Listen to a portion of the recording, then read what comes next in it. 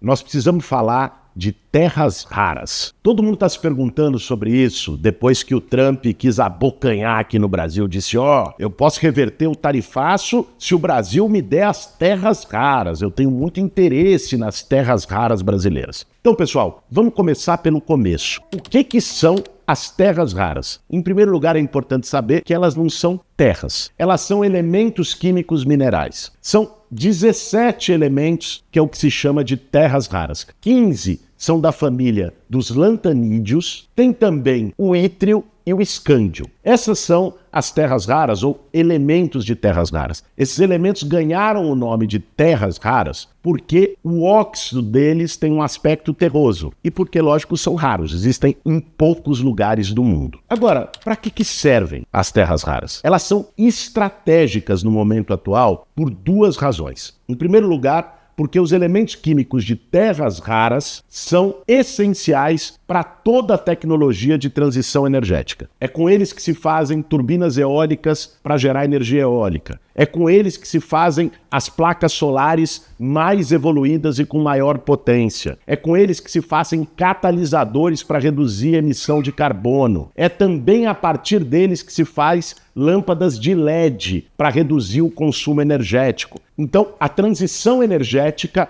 passa pelas terras raras. E não é por acaso que a China está na liderança da transição energética mundial, porque tem a maior reserva e a maior produção de terras raras do mundo. Um outro fator que é até mais estratégico do ponto de vista da corrida tecnológica e econômica é que os elementos de terras raras também são importantes para a produção de semicondutores. O que são os semicondutores? São a base dos microchips. Os microchips para aparelhos eletrônicos, o smartphone, para o computador, o microchip para toda a tecnologia de inteligência artificial. Qual que é a lógica da revolução eletrônica? Eles vão reduzindo cada vez mais o tamanho dos chips. Tanto é, lembra como era o computador lá atrás? Era uma placa desse tamanho. Hoje, um smartphone desse tamanho tem uma potência de armazenamento de dados e de processamento muito maior do que aquele computador gigante de 20 anos atrás. Isso é resultado da evolução na tecnologia dos microchips. E as terras raras são parte importante disso. Por quê? Porque o magneto dos elementos de terras raras é extremamente leve, pequeno e potente.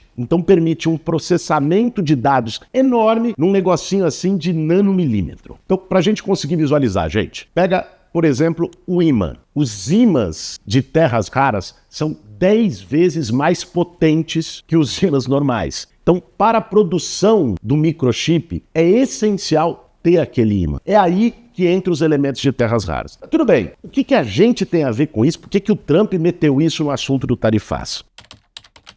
A China tem a maior reserva de terras raras do mundo. 49% das reservas de terras raras do mundo estão na China. Mas a segunda maior é a do Brasil, com 23%. A terceira reserva de terras raras é a da Índia, só com 8%. Então, o potencial que o Brasil tem de poder extrair esses minerais, fazer o processamento e criar uma cadeia produtiva de terras raras é gigantesco. Até porque, vê só, a China tem 49% das reservas, mas é responsável por mais de 90% da produção anual de terras raras. Por que isso? Porque essas reservas estão sendo utilizadas de forma eficaz. O Brasil tem 23%, mas a produção de elementos de terras raras pelo Brasil é menos de 1% da produção global, quase nada. Então, extremamente subutilizadas. E aí que o Trump cresceu os olhos em cima das terras raras brasileiras. Para a gente entender o quanto isso é importante na geopolítica, pega o caso da guerra da Ucrânia. Quando o Trump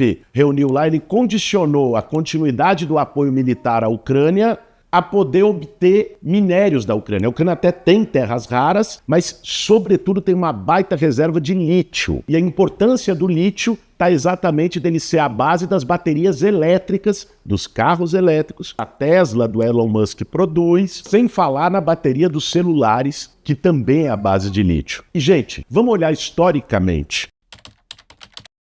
A disputa por minerais essenciais para a economia, para poder liderar a inovação tecnológica, historicamente marcou o interesse imperialista, definiu guerras. Ou seja, nós estamos falando não só de um minério, do elemento de terras raras, nós estamos falando da posição do Brasil no mundo e do interesse de outras potências, especialmente os Estados Unidos, em estabelecer uma lógica neocolonial aqui. Vamos lembrar lá atrás, o que marcou a colonização portuguesa no Brasil e a colonização espanhola em todo o resto da América Latina? A extração de ouro e de prata. Foram atrás de minérios, sugaram, saquearam o nosso subsolo. Depois, no século XX, a gente não era mais colônia, mas ainda teve uma atuação imperialista para poder obter no Brasil, sobretudo, o minério de ferro. O minério de ferro é essencial para produzir o aço, que é a base da economia industrial. O minério de ferro brasileiro, inclusive, foi o elemento por trás de golpes que ocorreram no Brasil. Quando Getúlio Vargas comete suicídio diante de um golpe iminente, ele ia ser derrubado em 1954, o que estava por trás era o interesse dos Estados Unidos na exploração de minério de ferro por empresas americanas em Minas Gerais. Em 64, a mesma coisa. Eles queriam assinar um contrato de concessão das minas para os Estados Unidos. O João Goulart se recusou a assinar. O Castelo Branco, depois do golpe militar, assinou na sequência. Então, a nossa história está marcada por um interesse estrangeiro,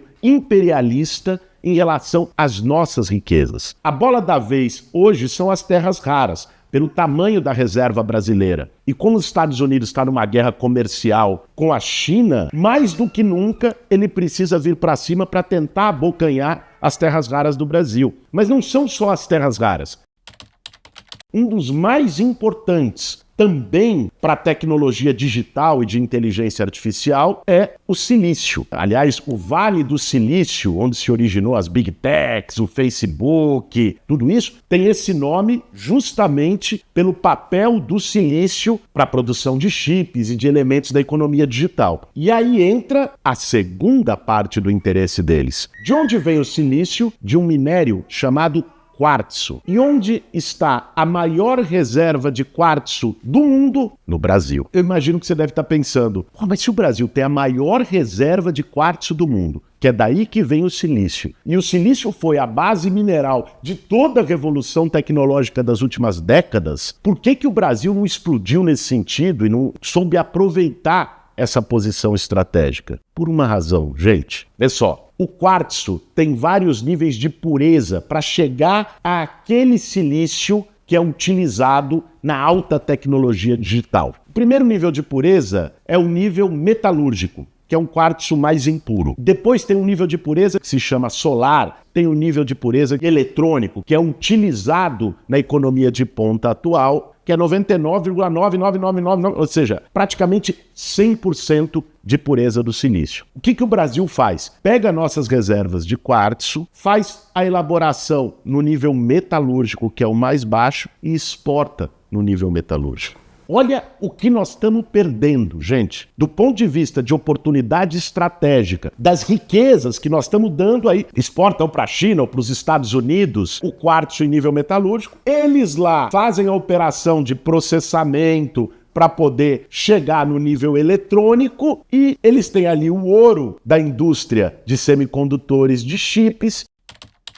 Sabe, nós temos uma riqueza que é um negócio incrível no subsolo brasileiro. Muitas vezes foi explorada de maneira predatória e contra o interesse nacional, para que esse ganho vá para potências estrangeiras, especialmente os Estados Unidos fez isso ao longo dos últimos 100 anos, no Brasil e em toda a América Latina. Hoje nós temos a oportunidade histórica de ter um projeto soberano. O Trump, numa guerra geopolítica com a China, quer que o Brasil, que é o país com melhores condições de ter um projeto soberano pelo nosso tamanho, pela nossa riqueza natural, pelo tamanho da nossa população, se subordine a eles e negocie e entregue para eles as nossas maiores riquezas em troca dele não botar tarifa nos produtos brasileiros. É isso que está em jogo nesse momento na disputa entre Brasil e Estados Unidos. O governo do presidente Lula tem tido um papel muito firme, não só de enfrentar o Trump, de dizer, soberania não se negocia, mas também de colocar o Serviço Geológico do Brasil, que é responsável pelo estudo, pesquisa, prospecção de minerais para fazer um trabalho ativo na prospecção das nossas reservas de terras raras, para que a gente possa dar o passo que ainda não foi dado, para que o Brasil possa, com soberania e com altivez, ocupar o nosso lugar no cenário internacional.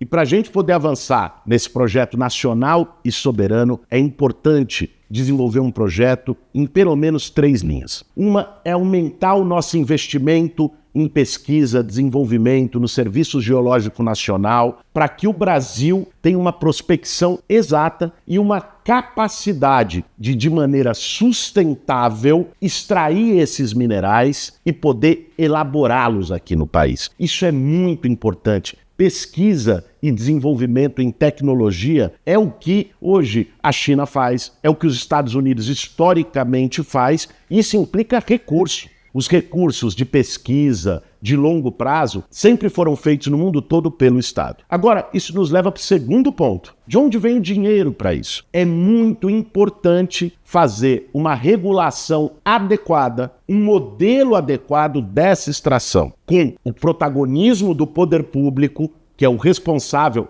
constitucionalmente pelos recursos minerais, naturais, petrolíferos do nosso país, e que possa fazer uma tributação adequada sobre empresas privadas que atuam na área. Veja, a tributação do Brasil sobre extração mineral hoje chega a ser 6 vezes menor do que a de outros países também com grande riqueza mineral, como o Canadá, a Austrália. Porque veja, os minerais é uma coisa que tirou da terra, a reserva acaba algum dia. O país tem que receber algo por isso, sobretudo quando a maior parte desses minerais extraídos vão para exportação. A tributação do setor privado, que atua nos bens naturais, é absolutamente essencial que seja feita de uma maneira adequada. Hoje no Brasil é praticamente um presente, é muito pouco, o que é um convite para empresas estrangeiras virem aqui, extraírem, processarem, elaborarem e terem sobrelucros em cima dos nossos recursos minerais. E o terceiro ponto, e mais importante, a gente fazer o conjunto da cadeia produtiva aqui no país. Gente, não faz sentido a gente pegar o quartzo em nível metalúrgico e exportar lá para fora, sendo que ele tem 100 vezes menos valor que o quartzo no nível solar eletrônico, sendo que a gente podia fazer esse processo de refino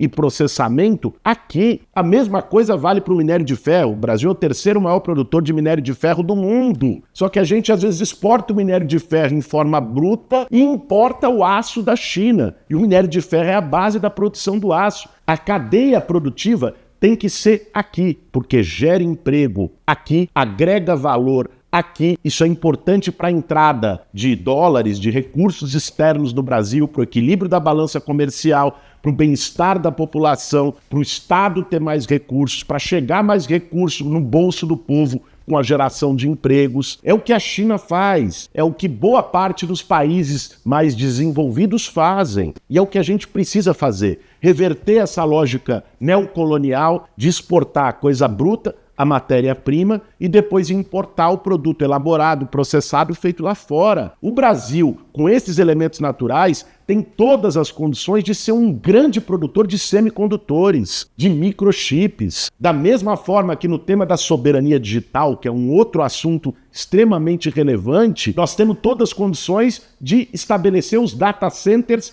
aqui, para que o armazenamento e o processamento de dados dos brasileiros não seja feito lá fora por uma empresa estrangeira sob a lei dos Estados Unidos, com sigilo zero e com completa vulnerabilidade. Esse ano, diante dos ataques dos Estados Unidos, o presidente Lula avançou, junto com a Serpro, uma empresa pública brasileira, na construção da nuvem do governo, da nuvem digital brasileira, para a gente armazenar os dados aqui. Já tem todo um processo de cooperação tecnológica, de transferência de tecnologia, para poder fazer data centers aqui. Ou seja, gente, o que nós estamos falando, quando se fala de terras raras, quando se fala da nossa soberania sobre os recursos minerais, quando se fala da nossa soberania digital, nós estamos falando do grande tema da disputa econômica e geopolítica no mundo no século XXI. E por isso é absolutamente essencial a gente avançar num projeto nacional e, ao mesmo tempo, popular, que garanta a distribuição dos recursos desses bens naturais para o povo brasileiro, não para meia dúzia de privilegiados. Esse é o caminho